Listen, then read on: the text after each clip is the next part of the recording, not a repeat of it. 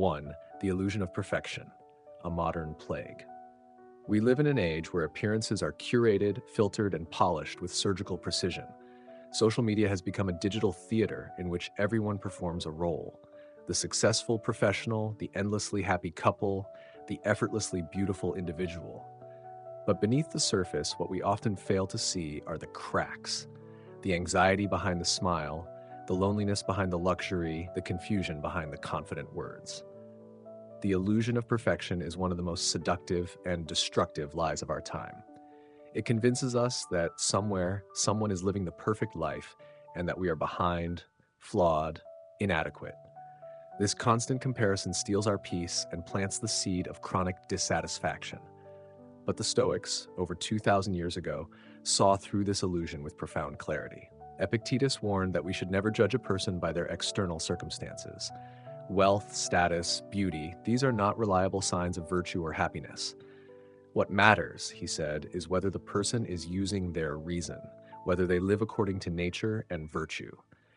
Marcus Aurelius echoed this sentiment, observing that the truly good life is not visible to the crowd.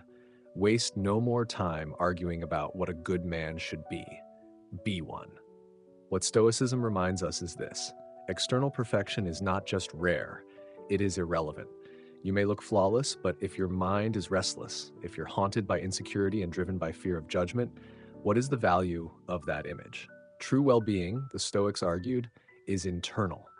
It's found in your capacity for rational thought, in your ability to remain calm amid chaos, to act justly even when it's difficult, and to accept reality without complaint. And perhaps most importantly, Stoicism teaches us to reject the comparison game altogether. You are not in competition with other people's highlight reels. You are not behind. You are simply on your path, and your only responsibility is to walk it with integrity. In a world that pressures you to be perfect, Stoicism gives you permission to be real. You don't need to keep up. You need to wake up. Stop measuring yourself against illusions. Begin measuring yourself by how honestly, courageously, and consciously you live. Because in the end, the person who appears perfect gains the applause, but the person who lives with principle earns peace. 2. Marcus Aurelius, don't let others live your life for you. In his meditations, Marcus Aurelius repeatedly reminded himself of one central truth: return inward.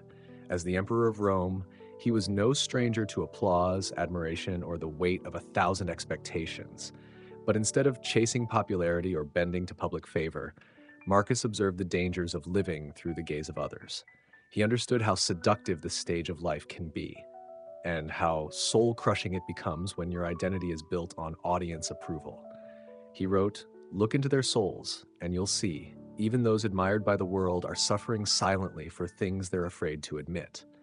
What appears perfect from the outside is often a carefully maintained illusion. Behind the polished image may lie fear, shame, resentment, or confusion.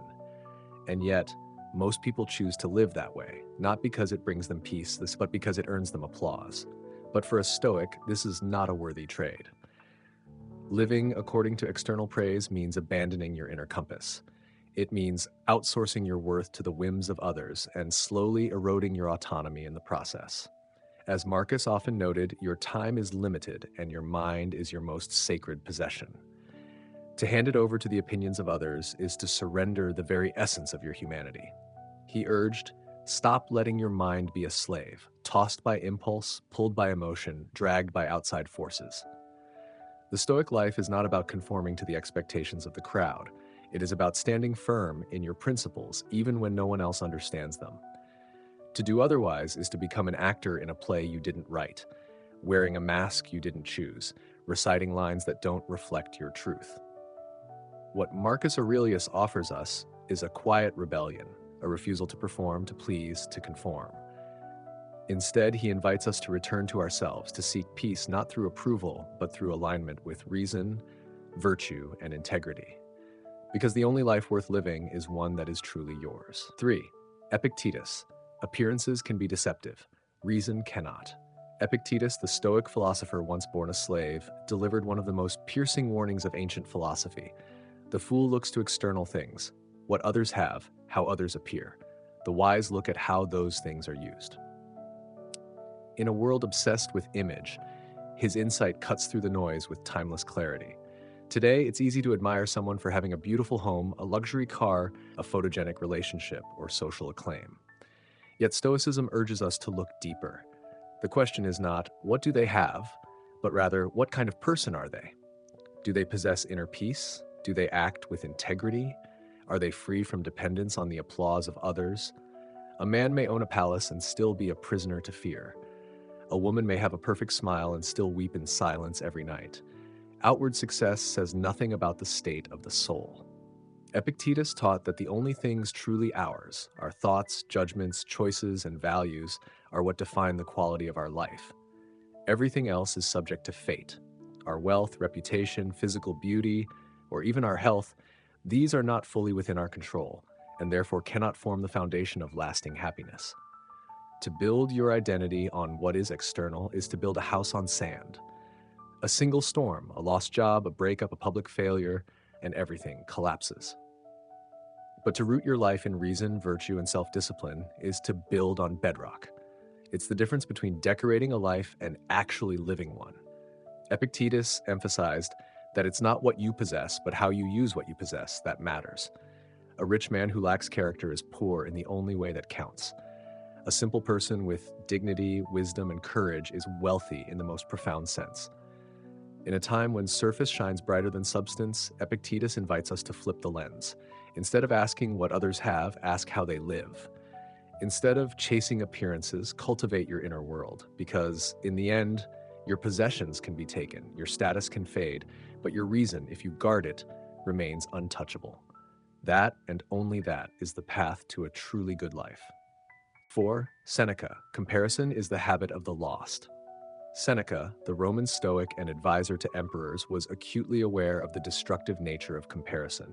He regarded it as an act of philosophical immaturity, a subtle form of self-betrayal. To compare oneself with others, in his view, was to measure your worth against a distorted mirror, chasing shadows rather than truth. Seneca emphasized that envy is not born from reality, but from illusion. When you compare your life to someone else's, what you're really comparing is your full, unfiltered self to their curated projection. You don't envy their actual suffering, doubts, or loneliness. You envy the polished version of their life that's presented to the world. But that version isn't real. It's performance, not presence. He wrote, "The wise man does not count another's wealth, nor envy their fortune, nor fear his own poverty, because he understands what is truly enough." This insight goes beyond finances. It speaks to the deeper disease of our age, believing that success is a scoreboard and that our worth increases or decreases based on our proximity to others' highlights. Comparison leads to exhaustion. It pushes you to run in races that are not yours, to chase timelines that were never meant for you, and to doubt your value based on irrelevant markers. You may feel behind in life, not because you are, but because you're using someone else's map. Stoicism teaches that the only valid standard is your alignment with reason and virtue. Have you acted justly today? Have you been true to your principles?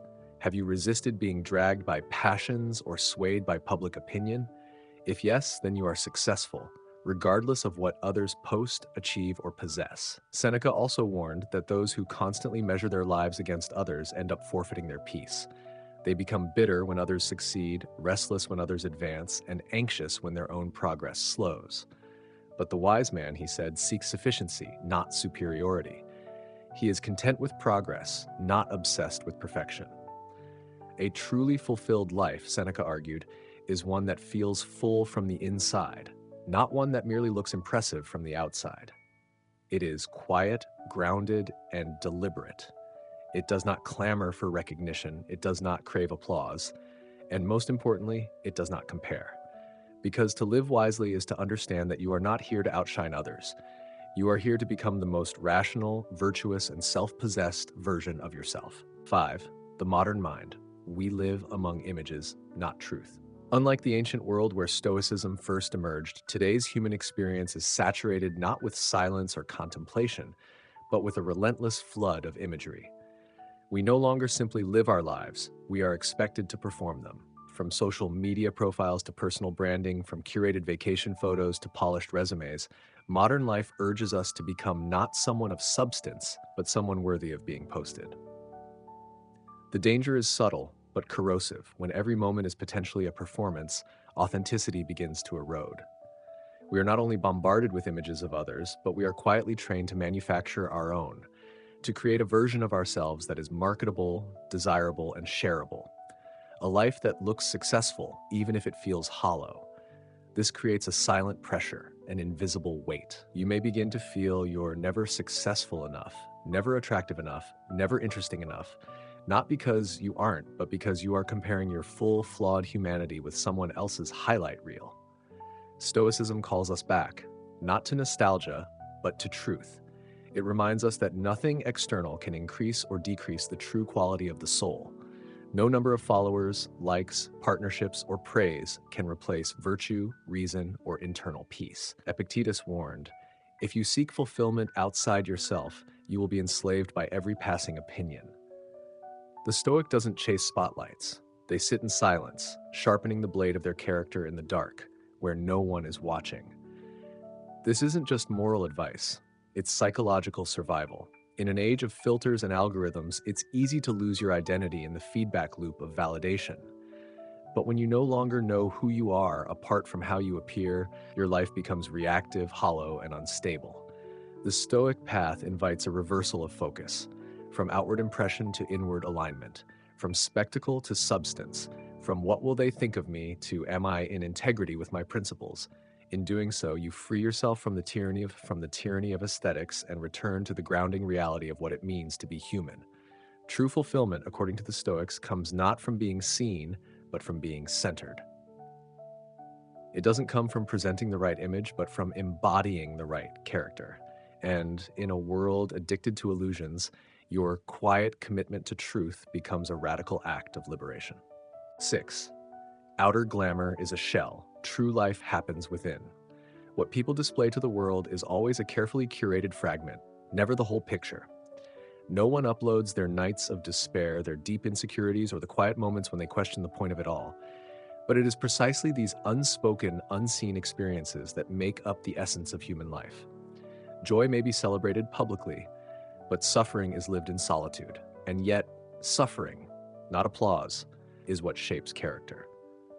The Stoics never denied the existence of pain. They did not wear masks of eternal confidence or happiness. Instead, they faced discomfort head-on, using reason as a compass to navigate through it. For them, life wasn't about appearing composed. It was about becoming composed through rigorous inner discipline. Marcus Aurelius, emperor of Rome and a student of Stoicism, often reminded himself to question appearances. Upon encountering someone who seemed to have everything together, he would reflect, "What silent battles is this person fighting that I do not see?" That one question turns admiration into empathy and envy into humility. It reminds us that everyone, no matter how polished, is struggling in ways they don't share. Epictetus, once a slave and later a Stoic teacher, had his own lens for observing appearances. He might ask, if your life is truly fulfilling, why the need to constantly declare it? In that one inquiry, he exposes the hollowness of performative happiness. For him, true well-being didn't need witnesses. It didn't require a stage, a following, or a round of applause. It was self-contained, quiet, and calm. This is the crucial distinction between living for show and living in truth. Outer glamour, the car, the clothes, the smile in every photo, can be nothing more than a shell. Beneath it may lie anxiety, emptiness, or even deep moral confusion. But inner peace, though it can't be photographed, has a solidity that no appearance can replicate. It needs no validation. It is enough on its own. The Stoic does not walk into a room needing to be noticed. They walk into a room knowing who they are. Their self-worth is not a performance. It is a posture rooted in reason and virtue. They do not chase impressions. They practice integrity. In a world addicted to appearances, choosing depth over display is a radical, even rebellious act, but it's the only path that leads to a life that is truly your own. As the Stoics understood, happiness is not something you show off. It's something you quietly carry, even when no one is watching. 7. Liberating yourself from the performance trap. Freedom begins the moment you stop believing in other people's performances, and just as importantly, stop feeling the need to perform for the world yourself. That is the first quiet revolution of the soul. In a world obsessed with how things look, rather than how things truly are, choosing not to perform is a radical Stoic act. Stoicism does not demand that you renounce wealth, success, or even attention. It simply asks that you distinguish between what is real and what is false, what is essential and what is superficial. This distinction is not abstract. It determines the quality of your life. When you stop playing the game of appearances, something inside you unclenches. You no longer feel the pressure to craft every sentence for social media, to capture every perfect moment, or to manufacture a happiness you may not even feel. You realize you don't need to win anyone's approval to live meaningfully. You don't need to prove that your life is joyful. You don't need to show that you're better, smarter, more evolved than others. You only need to live with courage, with clarity, with truth. This kind of living is not glamorous, and it won't always be visible to others, but it is deeply peaceful. When you stop obsessing over how you're seen, you regain the ability to see clearly yourself.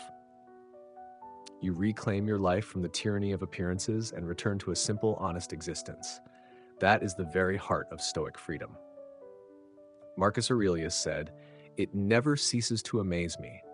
We all love ourselves more than other people, but we care more about their opinion than our own." What would happen if you reversed that equation? If you respected your own judgment more than the crowd's noise? If you trusted your values more than the metrics of popularity? No one lives a perfect life, and that's normal. What's abnormal is pretending you do. Perfection is not a requirement for a good life. Integrity is. Joy is not found in admiration, it is found in alignment with your principles. So let the world keep performing. Let others chase applause. You are not required to join that race. You are free to choose another way. The quieter path of the rational, brave, and honest human being. And in that choice, you'll discover a kind of freedom that cannot be liked, shared, or quantified, only lived. 8. What truly matters: a quiet, rational, and free life. In the end, what Stoicism leads us toward is not a life that dazzles others, but one that feels morally whole and inwardly aligned. It is not about performing well for an audience, it is about standing well with yourself. The Stoics never promised popularity, applause, or even comfort. They offered something more difficult and far more enduring: integrity. A kind of life that asks nothing from others except the space to be lived in accordance with nature. And nature, as Marcus Aurelius reminded us, is reason. True happiness, Marcus wrote, is to live in accordance with nature, and the nature of a rational being is to act rationally. This single sentence is the core of Stoic ethics. It redefines success entirely. No longer is life about accumulating wealth, recognition, or influence. It becomes about one thing: living with reason, dignity, and independence. Once you accept this, something shifts. You no longer panic when others seem to have more success, more followers, more polished lives. You stop comparing your behind the scenes to their highlight reels. You stop thinking you're falling behind in a race that in truth doesn't exist. Because the honest life is not loud. It doesn't beg for attention. It doesn't prove anything. It simply is. It is lived in quiet rooms, in moments of restraint, in acts of courage that no one sees. It's lived when you tell the truth, even though it's inconvenient, when you choose simplicity over vanity, when you act with principle in a world that trades principle for convenience. And here's what the Stoics knew: this quiet, principled life brings a kind of peace that no praise can match. It's not fragile. It's not swayed by gossip, jealousy, or approval ratings. It is rooted, deep, and unshakable in the awareness that you are living rightly, not for show, but for truth. You don't need to announce this kind of life. You don't need to post about it, explain it, or seek validation for it. In fact, as Epictetus taught, a wise person doesn't need to tell you they are wise. Their actions are enough. Their calm is enough. Their clarity is enough. So let the world chase perfection. The curated photos, the grand declarations, the relentless self-branding. Let them compete for attention. You have something better: a life lived in accordance with reason, humility, and self-respect. That's what truly matters. And if no one ever notices, that's okay, because the Stoic knows peace doesn't come from being seen, it comes from being true.